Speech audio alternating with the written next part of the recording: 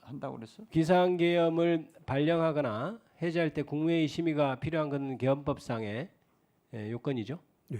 그러니까 알고 있죠. 오늘자 조선일보 A 신면이라고 돼 있는데요. 뭐 이렇게 돼 있습니다. 제목은 경찰 계엄 국무회의 절차적 실체적 하자 있다 결론, 이런 제목 하에 지금 기사가 나와 있어요. 오늘자 기사인데, 경찰 국가수사본부 특별수사단에서 국무회의에 대해 절차적 실체적 하자가 있다고 결론을 냈다, 이렇게 아마 조사가 그렇게 된 모양입니다. 이제 아마 지금 현재 윤석열 씨와 김용현을 제외한 나머지 총 12명 중 10명을 조사, 2명을 뺀 10명을 조사를 한 것 같고, 거기 조사 결과에 따르면 회의록을 기록하는 행정안전부 의정관도 없었고, 국무회의는 당연히 의정관이 참여해서 기록을 해야 되죠. 따라서 회의록도 없고, 회의록이 없다는 건 언론 기사에 통해서도 계속 알려졌었던 사실입니다.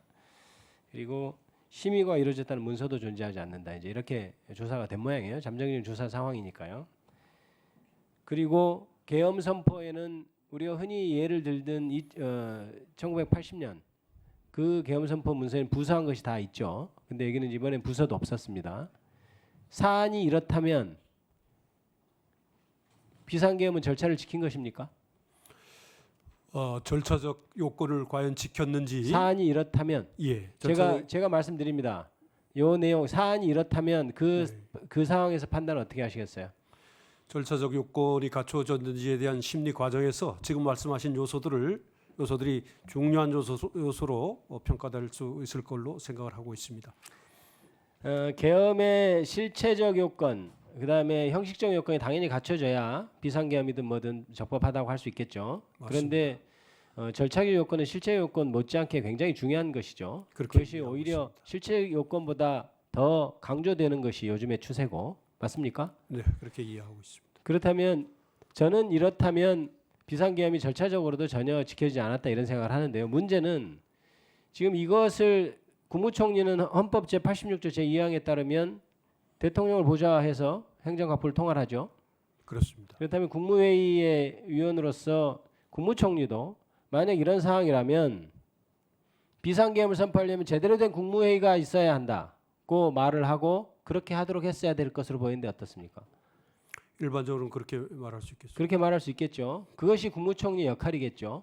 그런데 만약에 그렇게 하지 못하고 비상계엄이 절차적인 흠결이 있는 채로 발령됐다면 국무총리도 이 법적인 것에서 절차적인 것만 따지더라도 자유롭지 못할 것으로 보이는데 어떠신가요?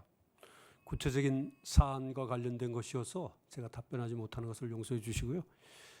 제가 그 점도 절차적인 어떤 요건에 대한 심리 과정에서 중요한 요소로 평가를 해보겠습니다. 1분 더 드리세요. 내란죄 주범이다, 공범이다, 이것을 떠나서도 대통령을 보좌해서 행정각부를 통할하고 국무위원으로서 역할을 해야 되는 국무총리가 이것 자체를 제대로 된 국무회의를 여는 것을 견제하지 못하고 거기에 아무 말을 못했다면 이것 자체로도 저는 기본적으로 국무총리로서 기본적인 역할을 못한 것이고 탄핵 사유가 된다고 생각합니다. 그에 대해서는 어떻게 생각합니까? 네, 역시 구체적인 사안과 관련된 것이어서 제가 저의 의견을 구체적으로 말씀드리지 못하는 점을 헌법재판관이 되시면 나중에 판결로서 명확히 해주실 것을 부탁드립니다. 반드시 그렇게 하겠습니다. 네, 마치겠습니다.